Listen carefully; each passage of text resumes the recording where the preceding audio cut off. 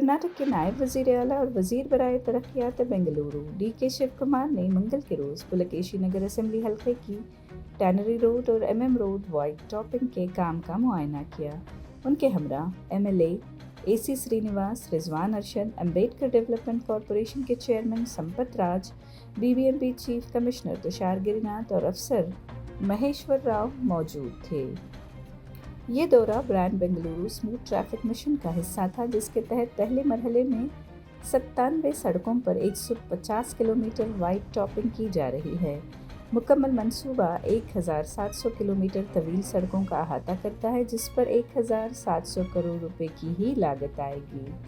शिव कुमार ने बताया कि ये सड़कें 30 साल की पायदारी के साथ तामीर की जाएंगी और ज़ेर ज़मीन खिदमात यूटिलिटी लाइंस को मद्देनज़र रखते हुए डिज़ाइन की गई हैं ताकि आइंदा खुदाई से बचा जा सके। ताहम बीजेपी रहनुमा आर अशोक ने इस मंसूबे की सुस्त रफ्तारी पर सवाल उठाया है। हालांकि शिव कुमार ने मुआयनों, अफसरान से मुलाकातों और बैनुल महकमाती जायज़ों का सिलसिला तेज़ कर रखा है। बीबीएमपी, बीडब्ल्यूएसएसबी और बेस्कॉम के दरमियान हम आहंगी की कमी बदस्तूर ताख़ीर का सबब बनी हुई है।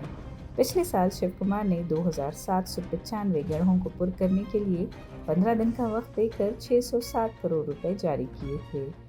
शहर की 1.4 करोड़ की आबादी और 1.1 करोड़ गाड़ियों के बायस बेंगलुरु का इंफ्रास्ट्रक्चर ज़बरदस्त दबाव में है। शिव कुमार इस हकीकत का एतराफ़ कर चुके हैं कि बेंगलुरु को 2 या 3 साल में ठीक करना मुमकिन नहीं है, लेकिन इसके बावजूद वो टनल रोड्स और डबल डेकर फ्लाईओवर्स जैसे मंसूबों पर काम कर रहे हैं।